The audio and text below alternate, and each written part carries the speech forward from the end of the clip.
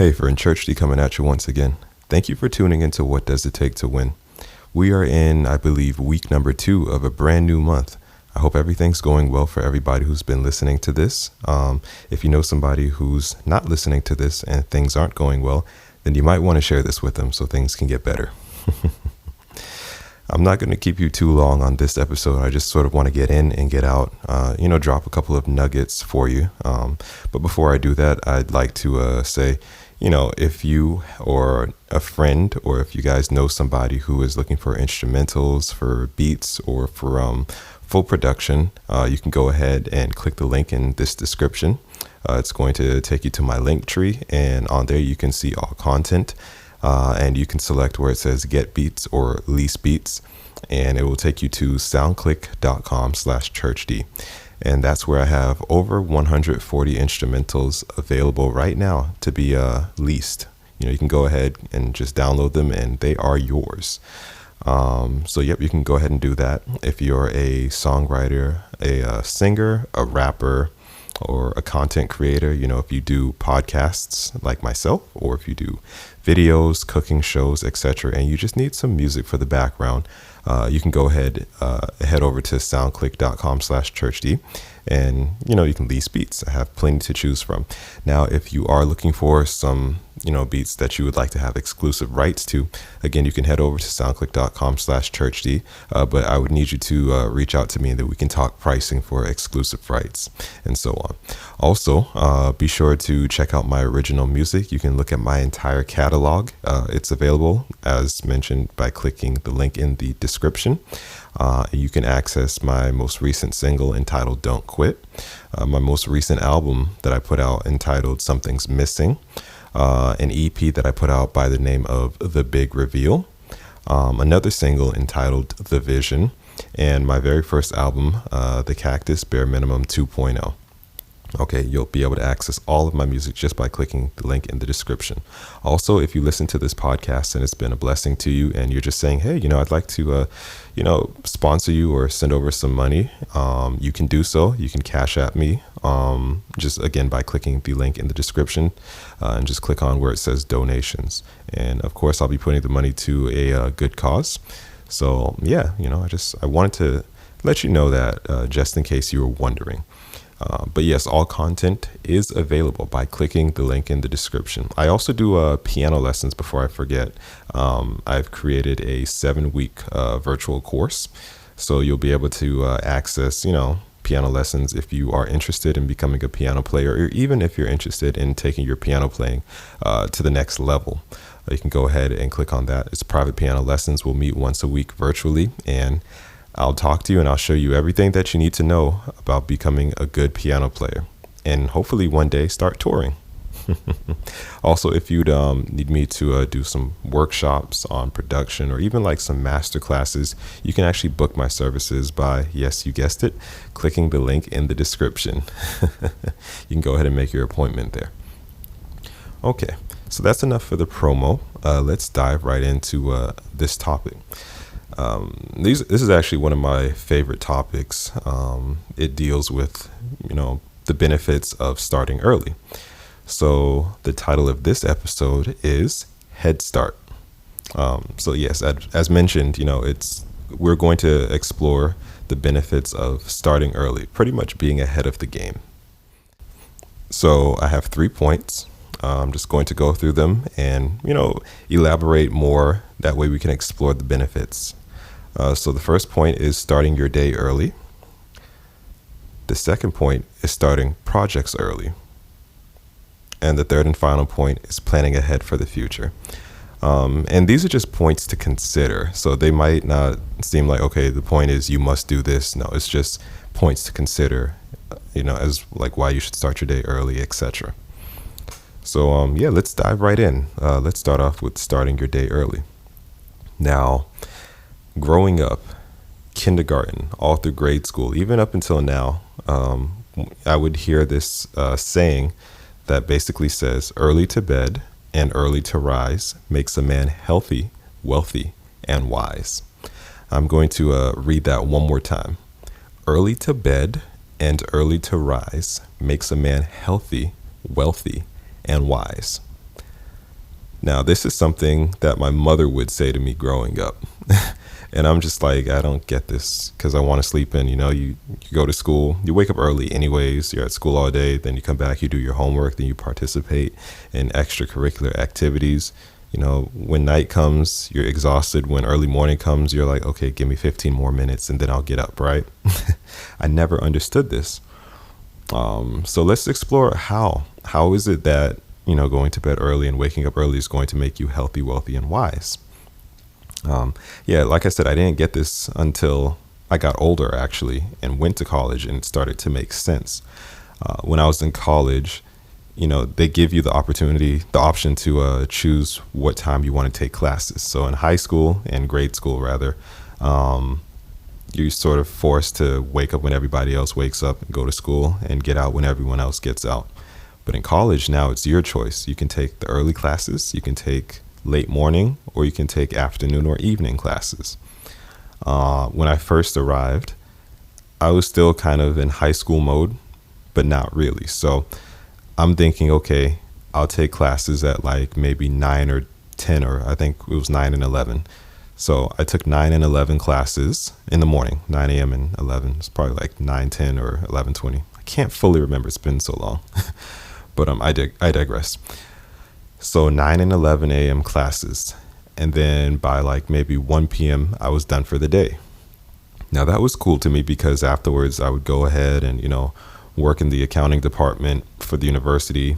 And by that time I'd get out maybe at like 4 or 5, head to the gym, get a quick workout, get a bite to eat, shower, go home and do it all over again. But something sort of like a light bulb sort of switched on in my mind and said, well, you can probably get more stuff done if you start your days a little bit earlier. So I decided to start taking classes at 7:10 in the morning. Yes, class started at 7:10. Not I had to wake up at that time. It started, meaning I had to be on the bus at like, 6:30, 6:45 to get to the class. I know that sounds like a nightmare, right?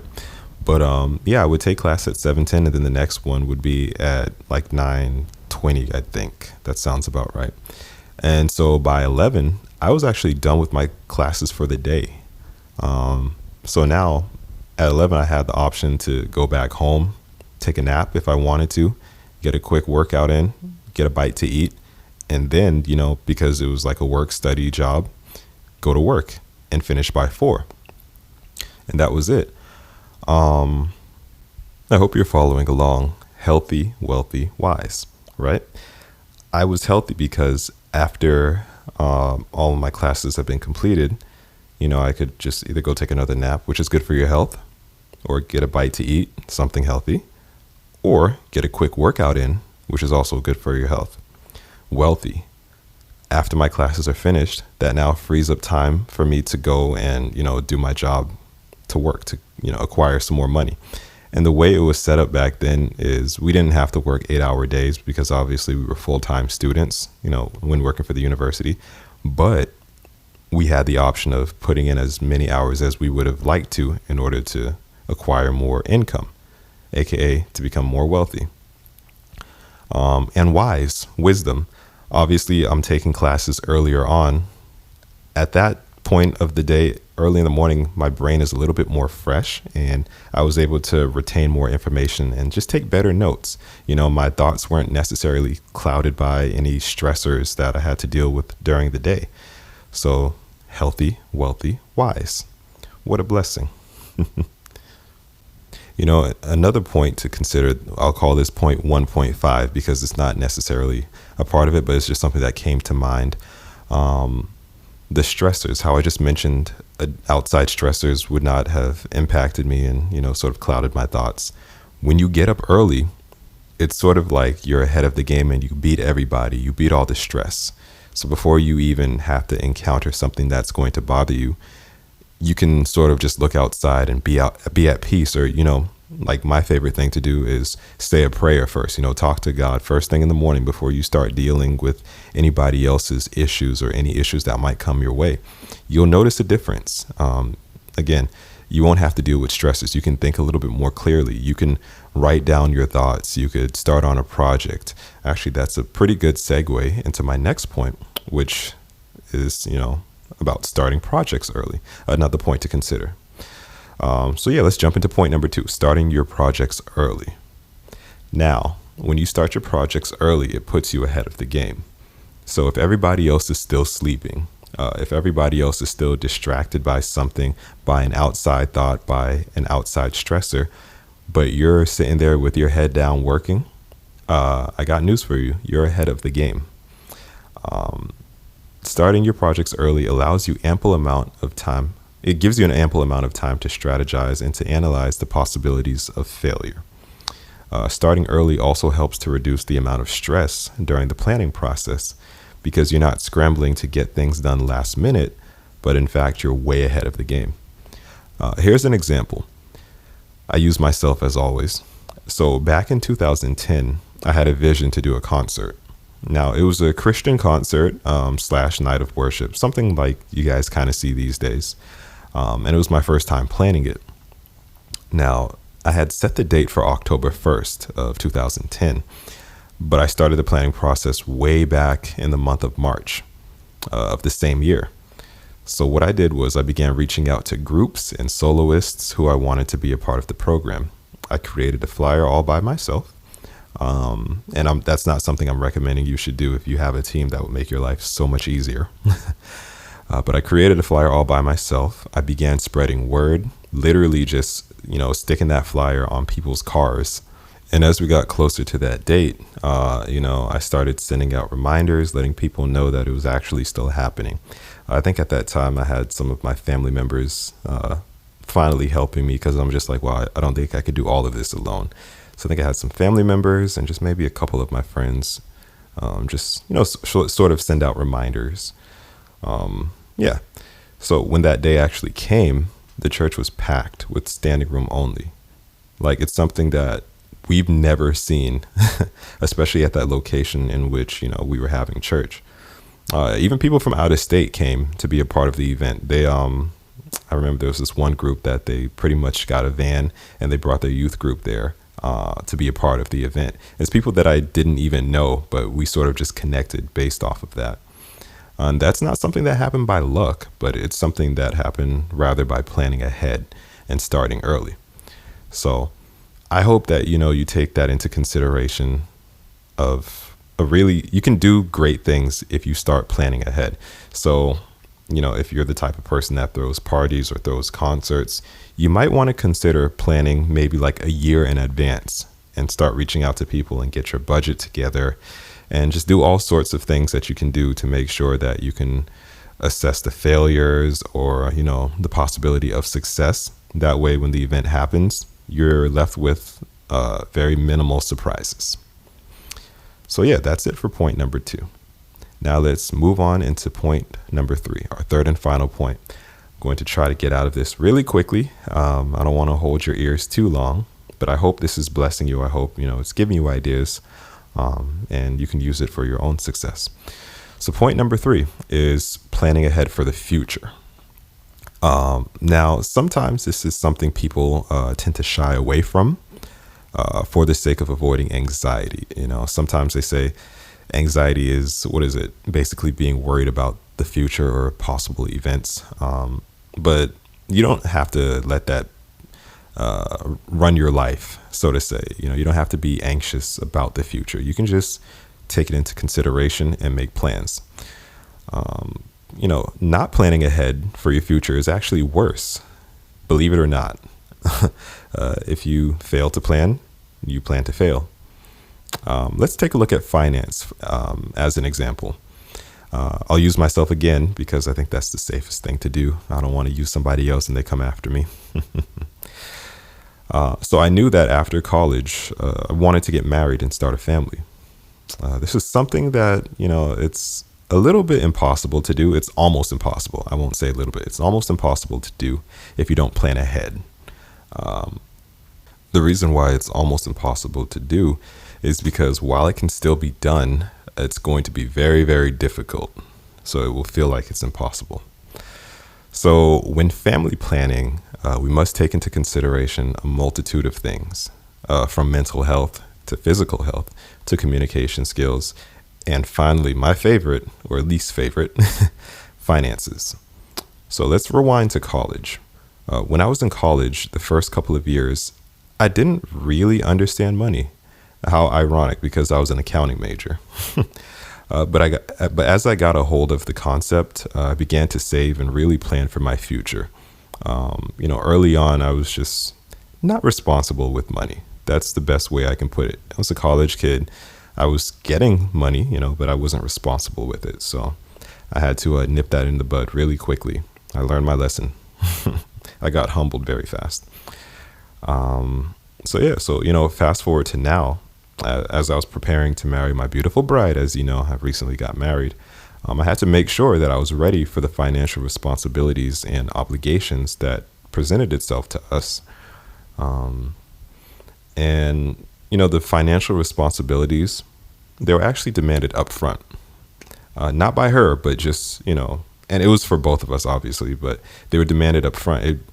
The timing in which we were preparing to get married, it didn't really give us a lot of time to, if we didn't have a lot of time to scramble for finances or to scramble for money to take care of these responsibilities. It was either we had it or we did not have it.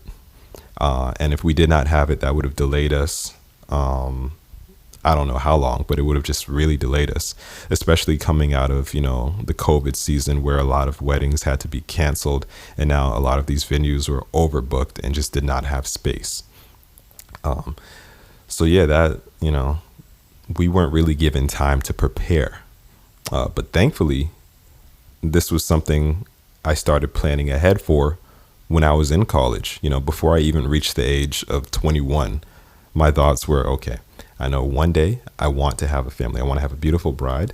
I want us to have children. I want us to be able to, live somewhere and not, penny pinch and live paycheck to paycheck. So what can I do? What can I go after to make sure that this dream or this thought becomes a reality? So obviously I began to do research and I began to apply the knowledge that I had gained through the research. And thankfully, here I am, over 10 years later, a married man, happily with my bride and, just really letting God, do what he does for us. That's another thing I should have put in there that probably should have been the first point. Once you're planning ahead for your future and, you've decided that you want to do things early, you want to get a head start, take it up with God. Always pray first. Say, okay, God, I'm not sure what it is I should be doing, or better yet, I'm not sure what it is you want me to do. Talk to him first, and then I guarantee it, he's going to steer you in the right direction for, planning and getting a head start. You'll see. You'll be ahead of the game. And that was my third and final point. So let's do a quick recap of my 3 points, or 3.5. So the first point, basically, we're just talking about the benefits of starting our day early. Early to bed and early to rise makes a man healthy, wealthy, and wise. Second point is starting projects early. Start your projects early. It will put you ahead of the game. And the third and final point is planning ahead for the future. Sometimes this is something people shy away from for the sake of avoiding anxiety, but if you fail to plan, you plan to fail. Anxiety is just an anxious thought. It's something that you're anticipating will happen in the future, but actual failure happening is much worse than the anticipation. Remember, as I mentioned in point 1.5, if you get up early enough, you're going to beat your stress. If you start working while everyone is sleeping, if you start grinding while your enemies are still taking a nap, you've already won. You've already defeated them. Thanks for listening to this podcast. I hope it blessed you and I hope it encouraged you. Hey, don't forget to hit that subscribe button and to share this. Share it with your friends, share it with your family, share it with people you don't even like. Share it with that person who keeps bothering you for advice. I got you covered. And lastly, if you'd like to connect with me, just click the link in the description for all of my content. I have some great things in store for you. Thanks for tuning in. God bless.